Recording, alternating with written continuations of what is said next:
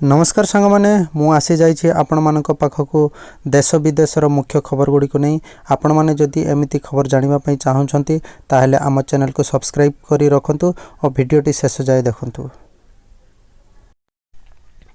आसंतु प्रथम न्यूज को देखिबा। सुरक्षित अच्छी मैट्रिक और युक्त 2 उत्तर खाता। प्रथम रु अष्टम श्रेणी पर्यंत सबु पिला पास बोली काली गणशिक्षा मंत्री समीर रंजन दास कहिसंती। मूल्यांकन हेबाकु थिबा मैट्रिक परीक्षार उत्तर खाता गुड़ी को सुरक्षित रही। परीक्षार्थी किंबा अभिभावक एने चिंता करिबार आवश्यकता नहीं। परिस्थिति को दृष्टि रे रखी पदक्षेप नियाजिबो बोली श्री दास कहिसंती। उत्तर खाता गुड़ी को जेपरी उई न लागे मूषा न काटे सेतिपई औषध पका जाउछि। नियमित व्यवधान रे उत्तर खाता गुड़िक तदारक करने समस्त 62टी मूल्यांकन केन्द्र सुपरिटेडेंट निर्देशक दिया जाइछि बोली विद्यालय और गणशिक्षा मंत्री समीर रंजन दास कहिसंती। आमर द्वितीय न्यूज आसुची। आम राज्य में एबे सुधा 3 जन कोरोना पॉजिटिव चिन्हट करा जाइछि। एही 3 जन संक्रमित व्यक्ति संस्पर्श में 167 जन लोक आसीथिबा चिन्हट करिछि स्वास्थ्य विभाग। सेमानंक मध्यरु 131 जन को नियमित फॉलोअप जारी रही। आम राज्य में एपर्यंत 297टी नमूना परीक्षा करा जाइथिबा बेले तहिरु 294टी नमूना नेगेटिव रही। एथर जीवा परवर्ती खबर को। कोरोना को नहीं आसिला सांघातिक तथ्य जता द्वारा भी हेई पारे कोरोना संक्रमण। कोरोना संक्रमण ठारू दूरेई रहिबा पई सारा पृथ्वी रे विभिन्न राष्ट्र पक्षरु विश्व स्वास्थ्य संगठन द्वारा जारी होइतिबा मार्गदर्शिका को पालन करा जाउछि। कोरोना किभली संक्रमित हेउछि से नहीं मध्य लोकमानक सचेतन करा जाइछि। तेबे जता और चपल द्वारा मध्य कोरोना संक्रमण होइथाय बोली विश्व स्वास्थ्य संगठन पक्षरु कुहा जाइछि। बाहर बुलुथिबा समय सभी जता और चपल पिंधि थांती। जता और चपल शॉल द्वारा मध्य कोरोना भूताणु जनक ठारू अन्य जनक संक्रमित होबार आशंका थाए बोली विश्व स्वास्थ्य संगठन पक्षरु प्रकाश करा जाइछि। एथर जीवा परवर्ती खबर को।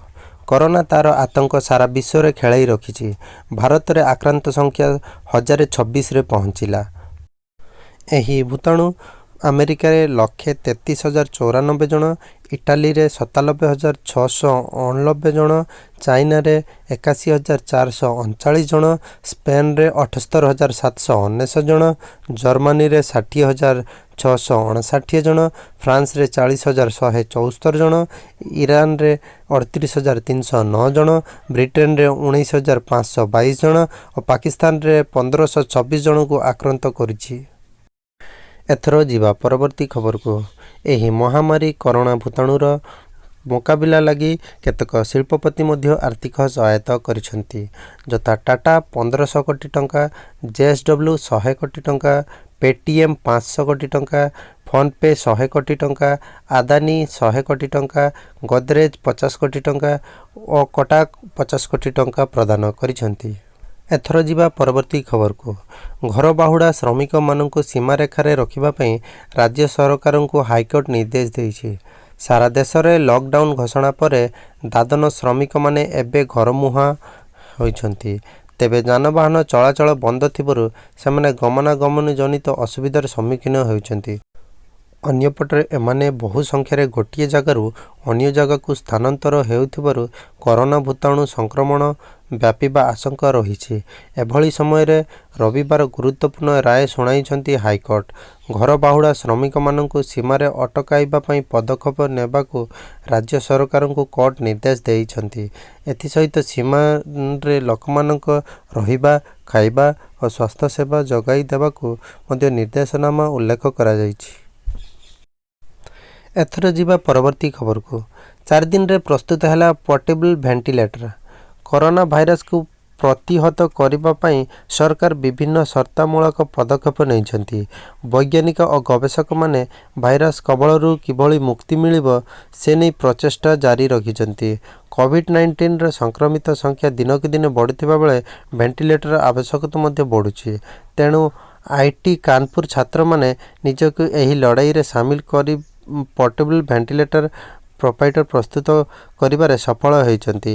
ଏହି ଭେଣ୍ଟିଲେଟର ଶୀଘ୍ର ରୋଗୀଙ୍କ ଉପରେ ପରୀକ୍ଷା କରାଯିବ ଏବଂ ମାସକ ମଧ୍ୟରେ 1000 ପୋର୍ଟେବଲ୍ ଭେଣ୍ଟିଲେଟର ତିଆରି କରିବାର ଲକ୍ଷ୍ୟ ମଧ୍ୟ ରହିଛି। ଡାକ୍ତରଙ୍କ ସୁରକ୍ଷାକୁ ଦୃଷ୍ଟିରେ ରଖି ଏଥିରେ ଅନେକ ସୁବିଧା ମଧ୍ୟ ରହିଥିବାର ଜଣାପଡ଼ିଛି। ଭେଣ୍ଟିଲେଟରକୁ ବାରମ୍ବାର ଛୁଇଁବାକୁ ପଡ଼ୁଥିବାରୁ ଡାକ୍ତରମାନଙ୍କ ପାଇଁ ବିପଦ ରହିଥାଏ। ତେବେ ଏହି ପୋର୍ଟେବଲ୍ ଭେଣ୍ଟିଲେଟର ମୋବାଇଲ ଦ୍ୱାରା ଚାଲିବ। ଏହାଠାରୁ ଦୂରରେ ରହି ଡାକ୍ତର ଓ ସ୍ୱାସ୍ଥ୍ୟକର୍ମୀ ସୁରକ୍ଷିତ ଭାବରେ ଏହାକୁ ପରିଚାଳନା କରିବେ ବୋଲି ଜଣାପଡ଼ିଛି। ଏଥର ଯିବା ପରବର୍ତ୍ତୀ ଖବରକୁ। ଲକଡାଉନ୍ ନ ମାନିଲେ ହେବ କାର୍ଯ୍ୟାନୁଷ୍ଠାନ। କରୋନା ସଂକ୍ରମଣ ରୋକିବା ନେଇ ସରକାର ଲକଡାଉନ୍ ଘୋଷଣା କରିଛନ୍ତି। ଦାରିଙ୍ଗବାଡ଼ି ଏବଂ ବ୍ରାହ୍ମଣୀ ଗାଁ ଥାନା ଅଞ୍ଚଳରେ ପୋଲିସ ପକ୍ଷରୁ ପେଟ୍ରୋଲିଂ କଡ଼ାକଡ଼ି ସହ 2 ଥାନା ପୋଲିସ ଏବେ କଠୋର ହୋଇପଡ଼ିଛି। ଯେଉଁଠି ନିୟମ ଖିଲାପ ହେଉଛି ସେଠି ପୋଲିସ କାର୍ଯ୍ୟାନୁଷ୍ଠାନ ଗ୍ରହଣ ସହ କେତେକ ସ୍ଥାନରେ ବିଭିନ୍ନ ଢଙ୍ଗରେ ପଦକ୍ଷେପ ନେଉଛି। ଅମାନିଆ ଗ୍ୟାଙ୍ଗ ଲେଖାଥିବା ଏକ ପୋଷ୍ଟର କରି ସେମାନଙ୍କୁ ଠିଆ କରାଯାଉଛି। ସେହିପରି ସେମାନଙ୍କ ଗାଡ଼ି ସହ ଚାଳକଙ୍କୁ ହୀନସ୍ତିଆ ଗାଡ଼ି ଲେଖିଥିବା ପୋଷ୍ଟର ସମ୍ମୁଖରେ ଠିଆ କରି ଫଟୋ ଉଠାଇ ସୋସିଆଲ ମିଡ଼ିଆରେ ସେୟାର କରାଯାଉଛି। ପ୍ରତିଦିନ ଏମିତି ନୂଆ ନୂଆ ନ୍ୟୁଜ୍ ଜାଣିବା ପାଇଁ ଆମ ଚ୍ୟାନେଲକୁ ସବସ୍କ୍ରାଇବ୍ କରି ରଖନ୍ତୁ। ଧନ୍ୟବାଦ।